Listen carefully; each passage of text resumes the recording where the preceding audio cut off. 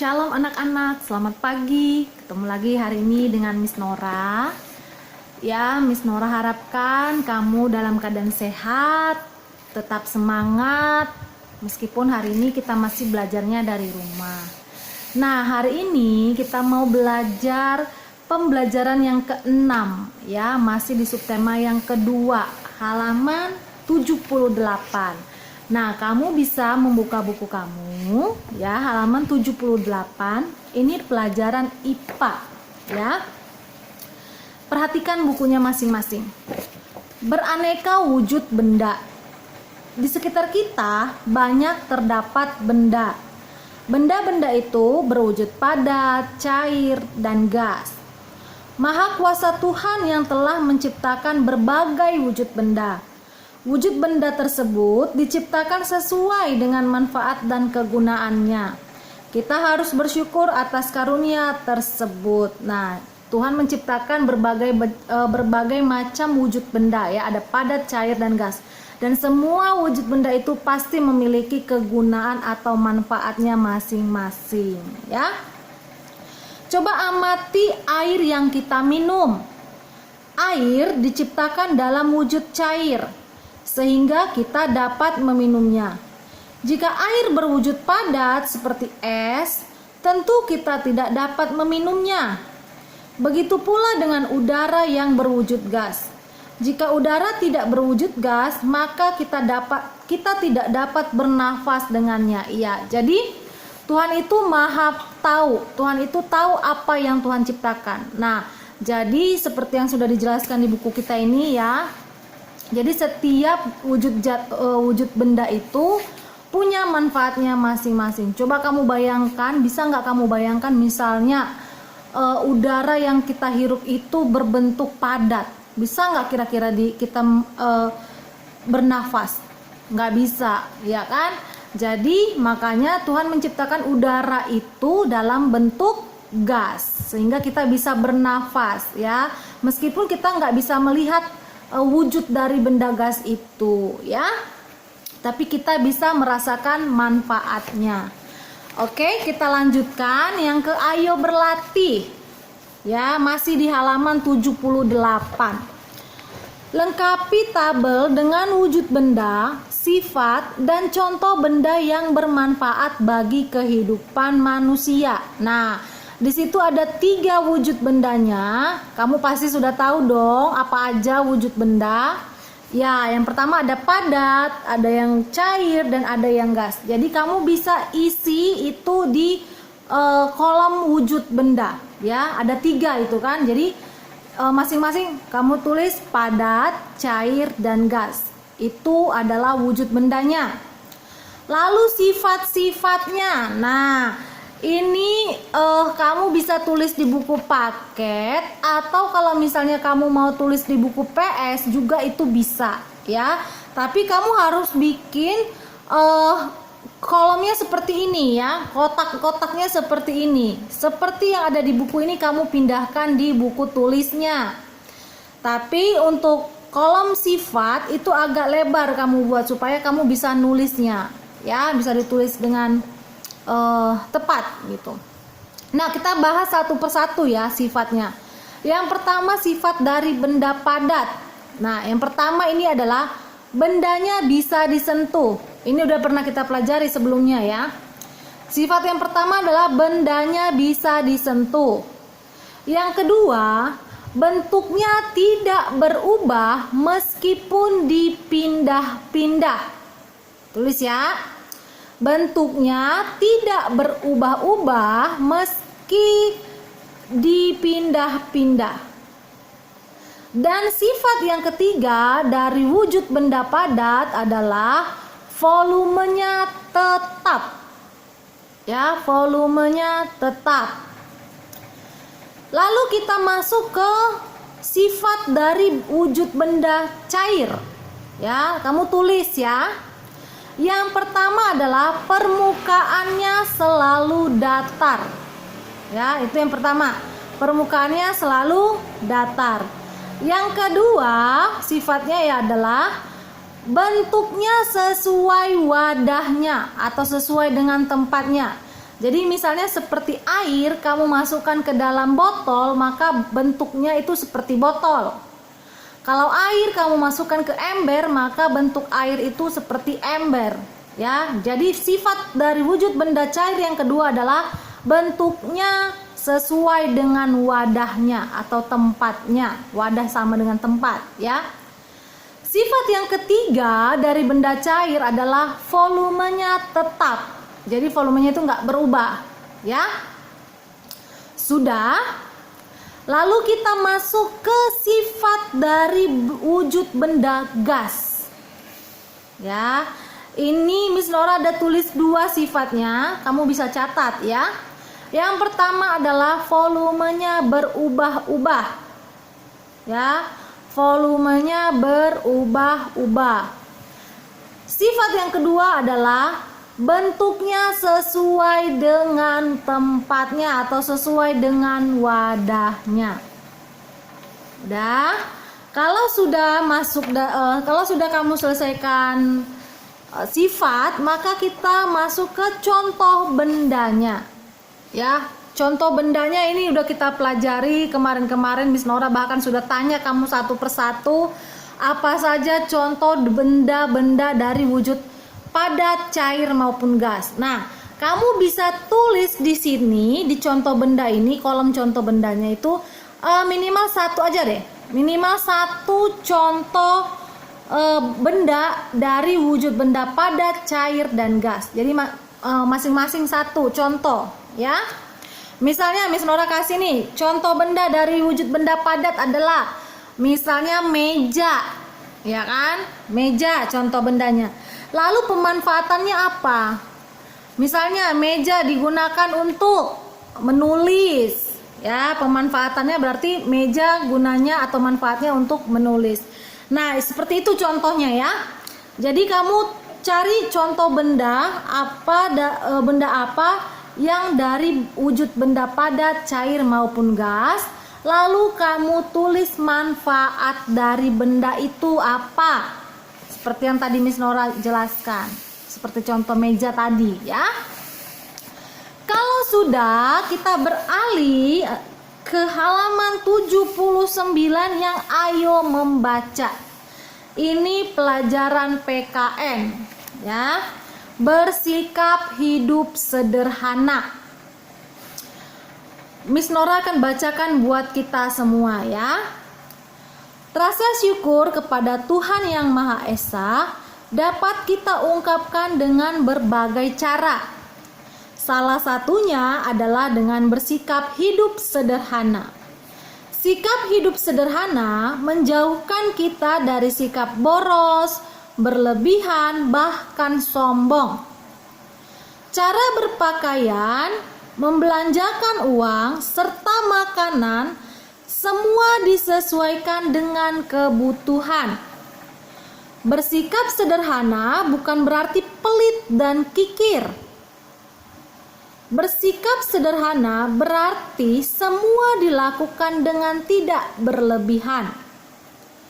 Dengan bersikap sederhana, kita akan lebih mudah bergaul dengan siapa saja. Kita juga akan disukai oleh banyak teman. Teman-teman tidak akan menganggap kita sombong. Tuhan mencintai hambanya yang selalu bersikap hidup sederhana. Ya. Jadi ini mau mengajarkan kita bagaimana caranya kita hidup sederhana. Meskipun mungkin orang tua kamu kaya. Ya, seperti yang tadi kita bahas, ya. Hidup sederhana itu ternyata banyak manfaatnya. Contohnya menjauhkan kita dari sikap boros, berlebihan, bahkan sombong. Nah, ingat ya, setiap orang yang sombong itu pasti temennya nggak banyak. Ya, orang sombong itu ngapain temenan sama dia? Dia kan sombong. Nah, pasti yang ada musuhnya yang banyak jadinya ya. Nah, tapi kita mau belajar bagaimana caranya kita hidup sederhana sebagai rasa syukur kita kepada Tuhan. Ya, itu sebagai salah satu bentuk atau contoh rasa syukur kita kepada Tuhan, yaitu dengan hidup sederhana, tidak berlebihan. Ingat ya, segala sesuatu yang berlebihan itu tidak baik. Jadi hiduplah sederhana. Meskipun kamu punya banyak uang misalnya, punya banyak harta misalnya orang tuanya, tapi itu tidak membuat kita menjadi sombong ya, menjadi boros. Aku kan punya banyak uang, biarin aja aku foya-foyakan, aku buang-buang uang gitu. Itu kalau misalnya kamu punya sikap boros atau sombong, itu berarti kamu sedang tidak mencerminkan hidup sederhana. Oke? Nah, dengan hidup sederhana ini juga itu akan menambah banyak teman ya. Kalau kita hidup sederhana berarti kita bisa masuk kemana aja ya, kemana teman yang misalnya teman yang kaya atau teman yang miskin, teman yang pokoknya kalau kamu melakukan hidup sederhana itu dalam kehidupanmu sehari-hari, percayalah pasti banyak orang yang menyukai kamu ya. Begitu yang Miss Nora mau sampaikan. Sekarang kita lanjutkan ke halaman 80. Ini masih pelajaran PKN ya, yang bagaimana sikapmu. Beri tanda centang untuk sikap hidup sederhana. Yang pertama, ingin menunjukkan baju baru yang dibeli kepada teman-teman. Nah, ini bukan contoh hidup yang sederhana ya. Ini namanya pamer. Karena dia punya baju baru yang baru dibeli sama orang tuanya, lalu dia pamerkan kepada teman-temannya. Nah, ini pamer ya, sombong jatuhnya. Jadi ini bukan sikap sederhana ya. Yang kedua, mengajak teman untuk ikut menabung. Nah, ini termasuk sikap sederhana ya, belajar menabung, bahkan mengajak temannya untuk menabung ya, ini hidup sederhana. Yang ketiga, menceritakan liburan ke luar negeri dengan gaya yang berlebihan. Nah, ini juga bukan hidup sederhana ya, ini pamer, sombong ya. Mentang-mentang dia misalnya liburan ke luar negeri lalu dia ceritakan kepada teman-temannya dengan gaya yang berlebihan. Nah, ini bukan hidup sederhana ya, sombong ini jatuhnya. Lalu selanjutnya, pergi ke sekolah naik kendaraan umum. Ya, ini mencontohkan atau memberikan memberi contoh hidup sederhana ya. Pergi ke sekolah naik kendaraan umum. Meskipun mungkin kamu di rumah punya mobil misalnya, tapi kalau misalnya kamu pergi ke sekolah dengan naik angkot ya atau naik kendaraan umum, itu mencerminkan sikap hidup sederhana. Dan yang terakhir, menyebut-nyebut kebaikan yang pernah dilakukan kepada teman. Nah, ini nggak boleh ya, mengungkit-ungkit kebaikan yang kita lakukan kepada orang lain. Itu juga bukan contoh hidup sederhana, nggak boleh ya. Jadi kalau misalnya kita melakukan kebaikan kepada orang lain ya, kita nggak perlu ingat-ingat, nggak perlu kan aku udah berbuat baik sama kamu, kan selama ini aku baik sama kamu. Nah, itu nggak boleh. Kan kemarin ya waktu kamu kesusahan kan aku yang tolong, nggak boleh begitu ya. Jadi kalau kita melakukan kebaikan kepada orang lain itu harus dengan hati yang tulus ya. Nggak usah ingat-ingat kebaikan yang kamu lakukan kepada orang lain. Biarkan Tuhan yang mengingat kebaikan yang sudah kamu lakukan kepada orang lain ya. Oke, kalau begitu yang bagaimana sikapmu sudah selesai. Kita masuk ke pelajaran matematika ya. Ini pelajaran matematika tentang kilogram dan gram. Nah, yang mau Miss Nora sampaikan hari ini adalah yang perlu kamu ingat ya. Ingat, 1 kilogram itu sama dengan 1000 gram ya. 1 kilogram itu sama dengan 1000 gram. Nah, ini berarti kita mau belajar tentang satuan ukuran berat. Nah, kemarin-kemarin kita udah membahas satuan ukuran jarak ya kan. Nah, sekarang kita mau belajar satuan ukuran berat. Nah, satuannya adalah kilogram dan gram. Kalau jarak yang kemarin kita sudah pelajari, satuannya adalah kilometer dan meter yang kita pelajari ya. Walaupun satuan jarak itu banyak. Nah, tapi yang kita pelajari adalah kilometer dan meter. Nah, sekarang kita mau belajar satuan ukuran berat. ya, yaitu kilogram dan gram. Yang perlu kamu ingat adalah 1 kilogram itu sama dengan 1000 gram. Jadi kalau misalnya nih Miss Nora tanya 3 kilogram itu sama dengan berapa gram? Maka jawabannya adalah 3 kali 1000 sama dengan 3000 gram. Bisa ya? Mudah ini ya. Nah, jadi misalnya lagi nih Miss Nora tanya 6 kilogram itu sama dengan berapa gram? Nah, berarti kamu tinggal ingat nih, oh ya 1 kilo 1000 gram. Berarti kalau 6 kilo berarti 6 kali 1000 sama dengan 6000. Oke? Bisa ya? Nah, sebaliknya 1000 gram itu sama dengan 1 kilo. Ya, 1000 gram itu sama dengan 1 kilo. Jadi kalau misalnya Miss Nora tanya 1500 gram itu sama dengan berapa kilo? Berarti jawabannya adalah 1,5 kilogram. Kalau misalnya Miss Nora tanya 4000 gram itu sama dengan berapa kilo? Berarti kamu tinggal bagi 4000 bagi 1000 sama dengan 4. Berarti 4000 gram itu sama dengan 4 kilo. Dibagi 1000 dia ya. Kalau dari gram ke kilogram itu bagi 1000. Kalau dari kilogram ke gram itu kali 1000. Oke? Sekarang kita lanjutkan ke halaman 81 yang ayo berlatihnya, yang bagian A. Ubahlah ke dalam satuan ukuran massa yang diminta. Nah, nomor 1 sampai nomor 5 itu Miss Nora yang jawab. Nomor 6 sampai 10 itu kamu yang kerjakan. Ya, kerjakan masing-masing. Nah, nomor 1, 2 kilogram itu sama dengan berapa gram? Berarti 2 kali 1000 sama dengan 2000 gram. Nomor 2, 3 kilogram itu sama dengan berapa gram? Sama dengan 3000 gram.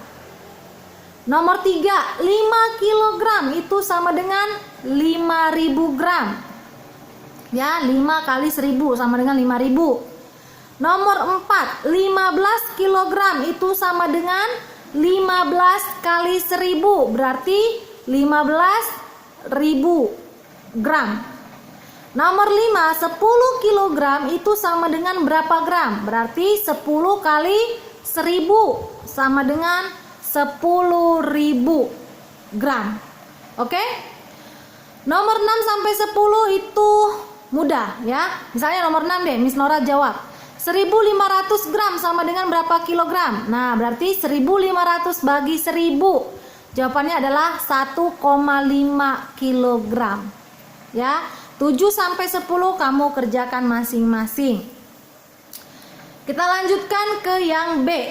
Pilih satuan ukuran yang tepat untuk benda-benda berikut. Nah, kita disuruh untuk pilih, kita menggunakan gram kah atau menggunakan kilogram? Kita jawab sama-sama ya. Nomor 1, 2 karung beras memiliki massa 100. Dia pakai gram apa pakai kilogram? Jawabannya adalah kilogram ya. Jadi kalau beras itu ditimbangnya itu dengan kilogram, bukan dengan gram. Oke? Jadi kalau 2 karung, biasanya karungnya itu tergantung ya. Ada yang karung 10 kilo, ada yang 20 kilo, bahkan ada yang 50 kilogram. Nah, jadi kalau dia bilang 2 karung beras memiliki massa 100 kilogram, nggak ada beras dalam hitungannya, satuannya itu gram ya, nggak ada. Oke, nomor 2, kalung dan cincin emas ditimbang dengan satuan, nah ini baru gram ya. Jadi kalung sama cincin itu biasanya ditimbang dengan satuan gram. Misalnya kalungnya itu 5 gram, 10 gram begitu ya. Atau 50 gram misalnya.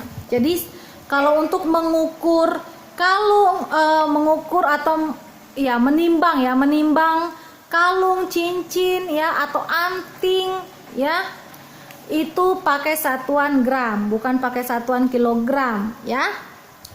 Nomor 3, pada kemasan kaleng tertera massa biskuit yang dinyatakan dengan ini juga gram ya.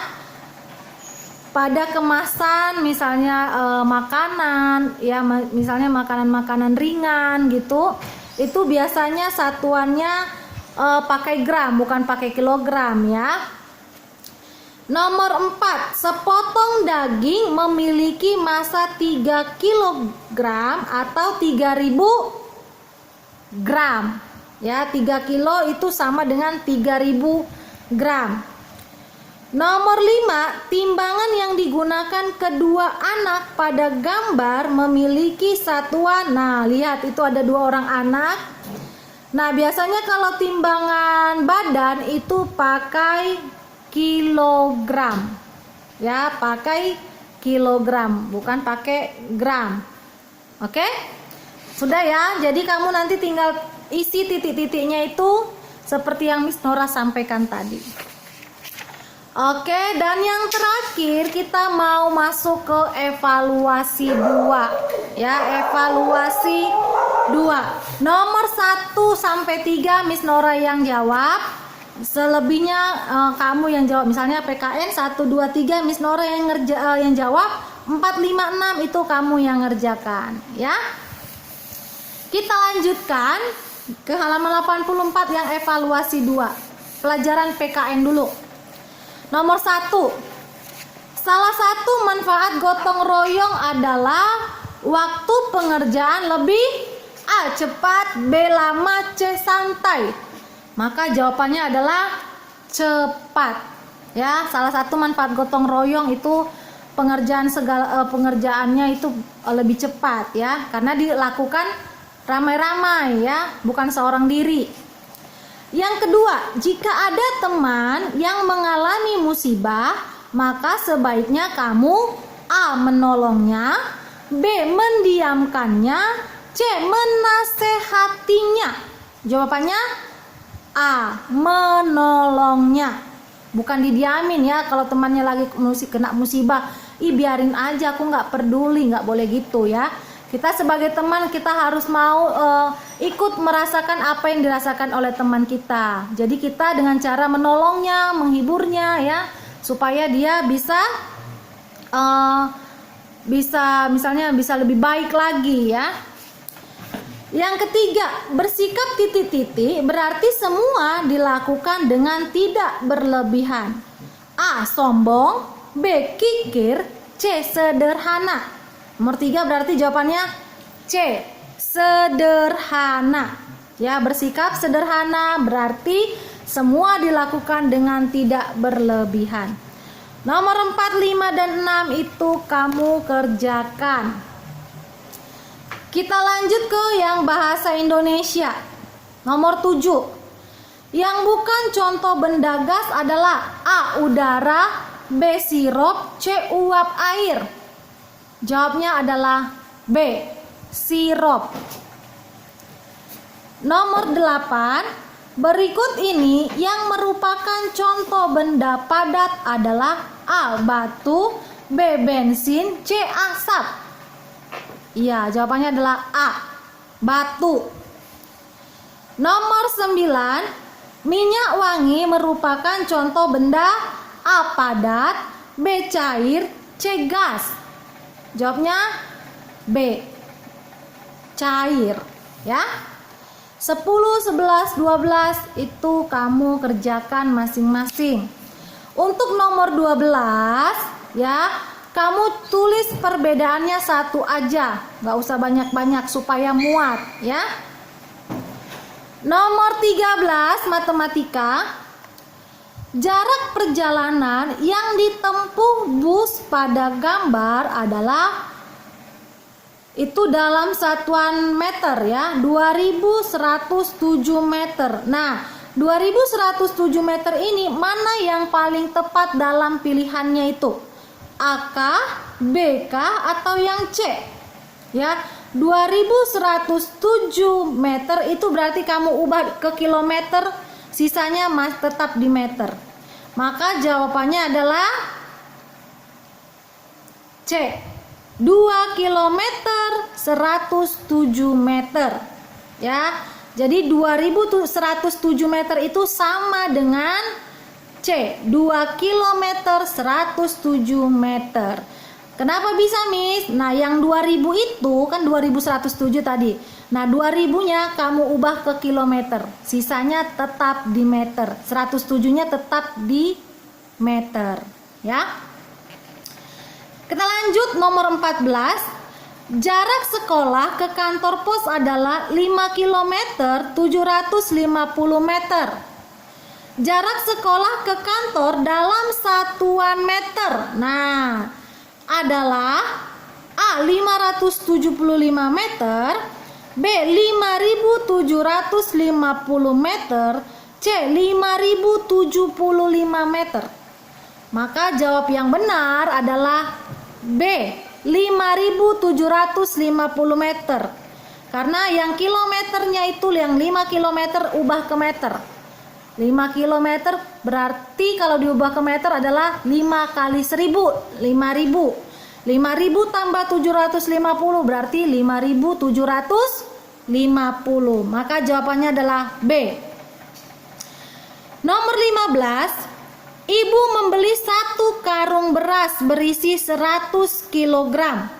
Massa beras setara dengan A. 1000 gram, B. 10.000 gram, C. 100.000 gram. Maka nomor 15 jawabannya adalah 100 kali 1000 karena 1 kilo itu sama dengan 1 kilogram itu sama dengan 1000 gram.